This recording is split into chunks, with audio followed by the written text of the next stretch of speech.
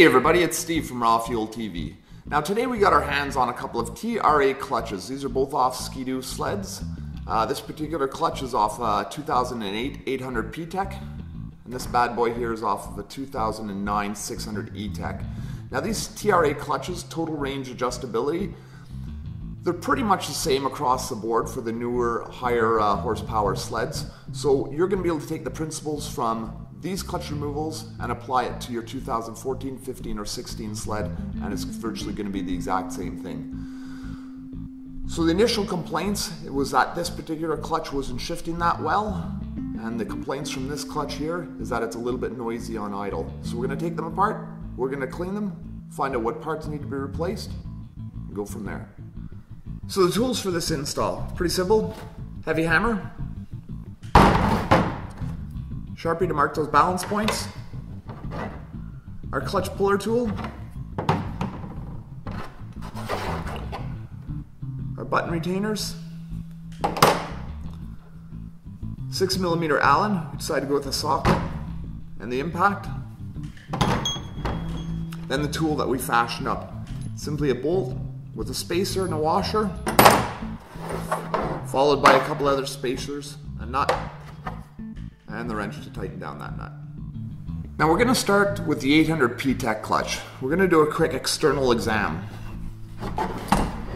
So when you run your hands along the sheaves, you're going to notice that in this particular clutch, there is a little bit of wear on the sheaves, just indicating that the belt was riding in a certain area for a period of time.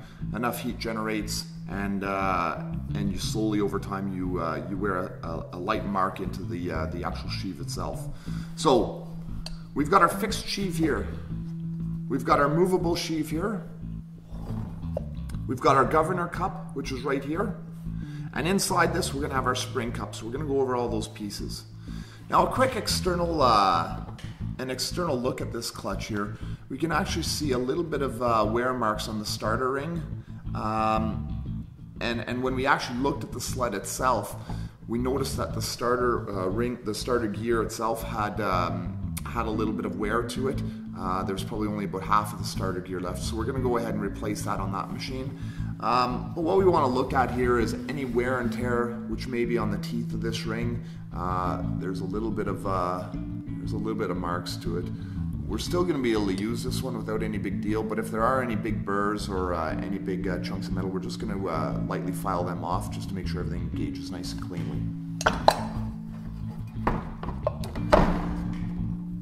Now we're going to want to pull this clutch apart, but the very first thing we have to do before we pull this clutch apart is we need to note the marks on it. So these clutches themselves come from the factory and they're balanced. So when we look at this clutch, we can see right on the top here that there's a little arrow, and that arrow is going to indicate a balance mark. Right below that balance mark is another dot. You can just see it right there in the center of the camera, and that is also another balance mark. And we look to the bottom of the fixed sheave, and we can see there's a little cutout, a half moon cutout in and around that black circle. Now that half moon cutout also indicates that there's another balance mark right there. There are no other markings on this clutch. On some of the other clutches there are some light divots to them, but the marks that I've pointed out are the marks that you're going to need for balancing purposes, and that's basically for reassembly. Now obviously whoever had this clutch apart had already done the markings for us, so we actually don't end up having to do that. However, if there were no marks on this, we're going to take our black marker, we're going to put a dash, and a dash on both of these. It's just going to help us as a visual aid just to line up our clutches. The next thing we're going to do is we are going to take our clutch removal tool. We're going to insert this into the top of the clutch, and we're going to thread it down. Now we want to get enough threads into this. The reason being is that we're going to be banging onto the top of this clutch puller, and when we bang onto that, that's going to separate the movable sheave, and it's also going to separate that from the fixed sheave. But if we only have a couple threads in, we may damage the threads. So we get it in a good couple of threads. We lift the clutch itself off of the table, and we just hit lightly onto the top of the clutch. And we see when we've done that, it's actually separated the halves. So we're going to go from there. So now that we have our halves separated, remove our clutch puller.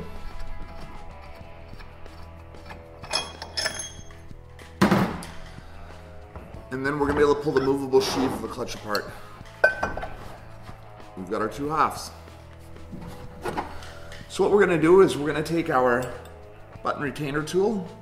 We're gonna slide it down over the top of the buttons. And you're gonna see there's a groove in these buttons. If we just slide it down over top of them and through the groove, these buttons are gonna remain in place. We'll be able to effectively remove these. Now as we slowly wiggle this out, we continue to push down the button retainer clips.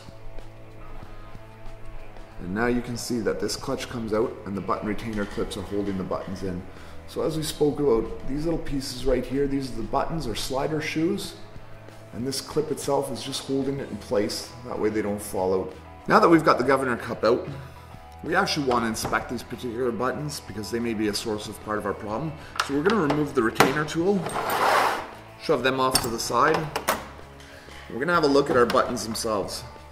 So this is a close-up view of the button. You can see the groove in the top, and that's what our tool hooks into. Looks like a real mini hockey puck here.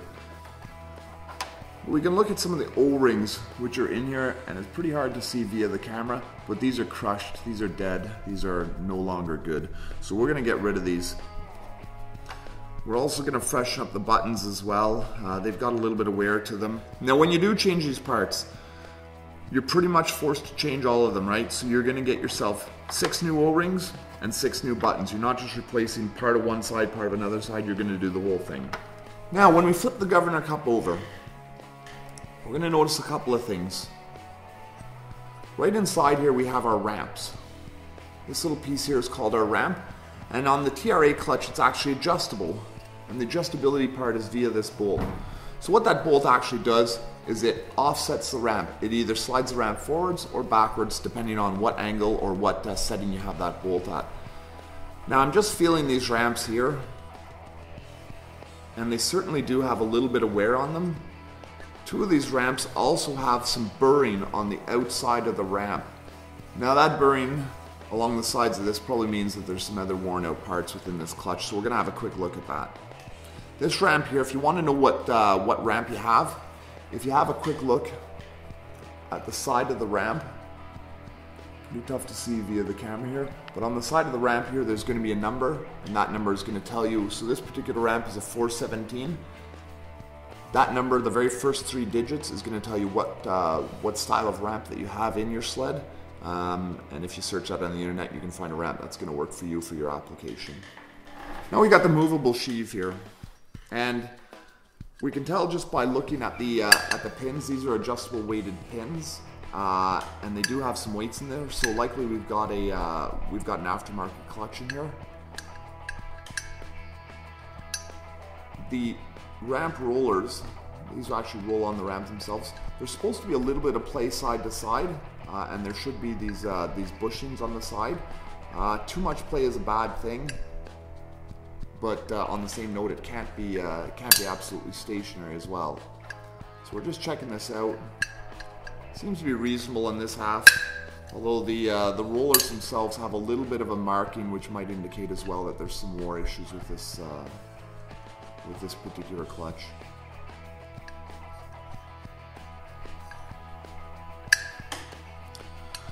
So what I'm doing is I'm testing out the arms here, and one of these arms, 2 of these arms have sort of significant play.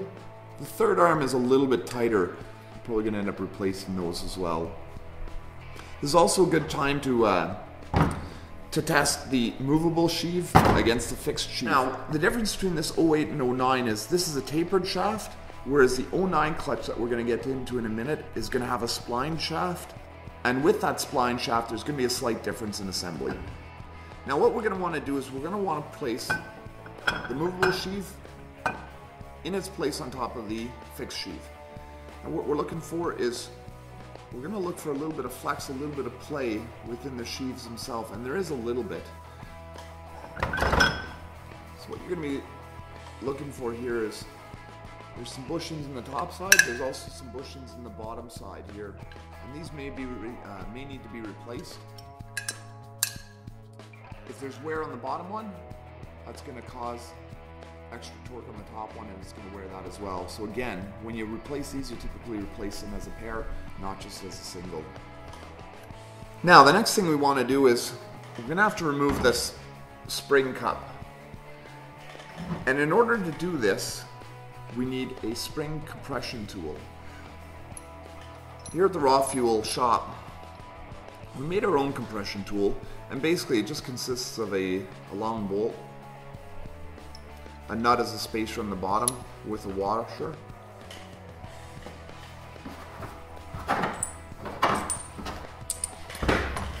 and the top side of that is going to be another couple of washers with a nut. So we're going to insert our tool into the base of the clutch. The washer is going to slide within the hole. Everything is just going to kind of sit like that. On the top side, we're going to use a large washer, followed by just another couple of spacers. Your tool may look different than this one, but this one's going to get the job done. And at this time, this only needs to be finger tight. No need to go any more than that.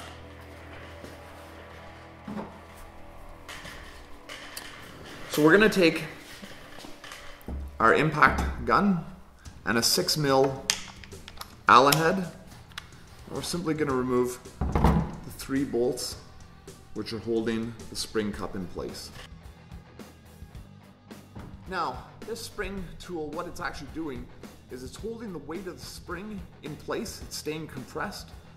And now what we're going to need to do is we're going to need to remove this nut in order to back the spring tension off. Now the way that we've decided to set up our tool allows us to remove the spring all as one unit, and then we can deal with this separately.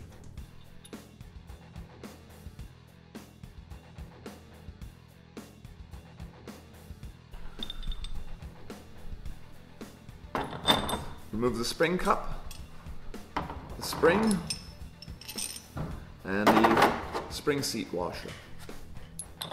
Have a quick look at the cup. Everything looks good on it.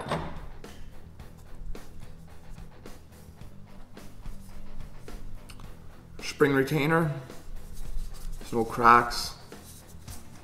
Looks to be in decent shape. We're going to keep that. So basically at this stage, we've pretty much disassembled the whole clutch. There are a couple of parts that we're going to need to touch up here. We're going to need to look at the ramps. We're going to need to maybe do some filing down either the side of them or replace these ramps. The buttons and the O-rings are going to need to be replaced. And the spring and everything else looks to be in pretty decent shape. Now because we have to order a couple of parts for this clutch, I'm going to show you the reassembly process. It's pretty quick and easy. We are going to put the old parts back in simply for demonstration purposes, and then we'll deal with it later on. So we're basically just going to do this in reverse order. Our spring seat washer, we put that into the base of our spring. Spring cup goes over top of that. We insert our tool through the bottom.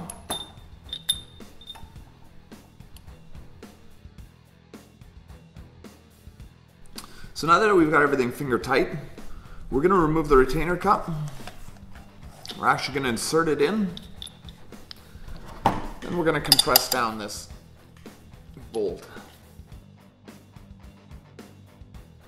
Now we want to take this down to about the stage where the spring retainer is flush with this washer. We look for our balance mark on the spring retainer cup. We notice the arrow. And we line that up with the mark that we previously made, or the dimple, on our movable sheath. We place it down and it should fit snug as a bug. Now you always want to start these off by hand, just to ensure you don't cross thread this. We're just going to lightly snug it. So we have one more check to do. We want to ensure that the tool that we have made, that everything is free within here, and that the washer for this tool is not getting hung up on the clutch.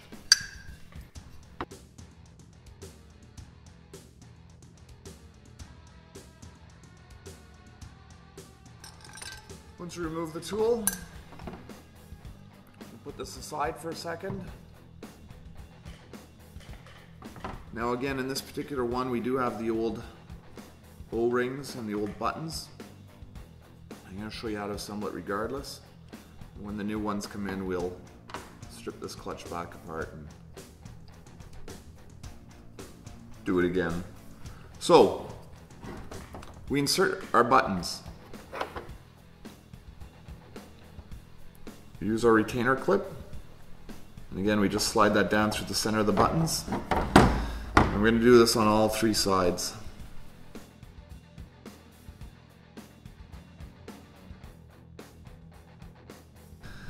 Now, once you have all three sides in properly, take the movable sheave. We want to ensure that all these arms are in a down position. We again find our alignment marks, and you'll notice that the arrow lines up with the arrow, which lines up with the mark, and we lightly lay it on top. We give it a light wiggle, and you'll notice that all of the buttons will start to slide in their appropriate spots. And the retainer tools will just pop out. Last part of this install is we take our fixed sheave. Again, we look for that alignment mark.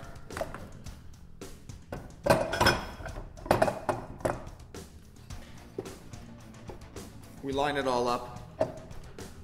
We slide it down on top of each other, and we're good to go. Now, this particular shaft, because it's a tapered shaft, is going to allow a little bit of variable or a little bit of variance.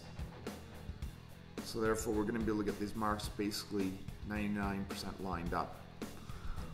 With the clutch off of the 2009 600 Etec, a little bit different because it's splined. It's going to line up differently, and I'm going to show you that in a second. So basically, that's the install, removal, disassembly of this clutch. We're now going to go to the 600 Etec clutch. So exact same thing for the 600 Etec. We're going to do an external inspection. Notice the starter ring is pretty good. Everything else in the clutch is pretty good. However, one glaring mistake is shown here. So this clutch as well had been previously off, and I do see some of the alignment marks. So there's an alignment mark here by this little crescent piece which is cut out of the bottom. We got an alignment mark here. These are both in line. But our governor cup, we should see an arrow here. And we don't see that arrow. Therefore, this clutch is off. Likely that could be part of the issue for the balance. And maybe some of the noise is that this clutch just itself will not be properly balanced. So same thing for this sled. We're going to take our clutch puller, insert it, get enough of the thread into there, lift the clutch up, going to give it a shot on the top. It's going to come apart. Remove our clutch puller.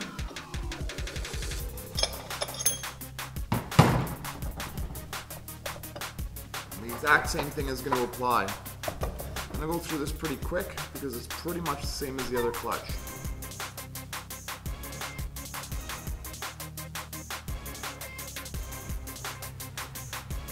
So here's the prime difference between these. This one here is splined,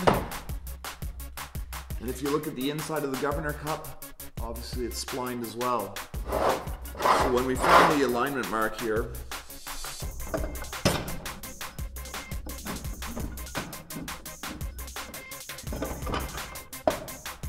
if we're trying to get this up on a complete 100% alignment, it's not going to happen. So we're going to have to do the best we can,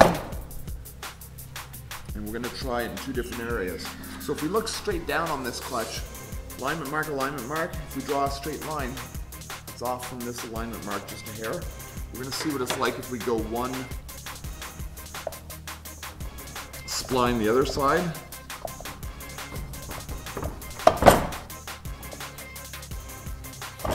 Now we've gone one spline the other side, and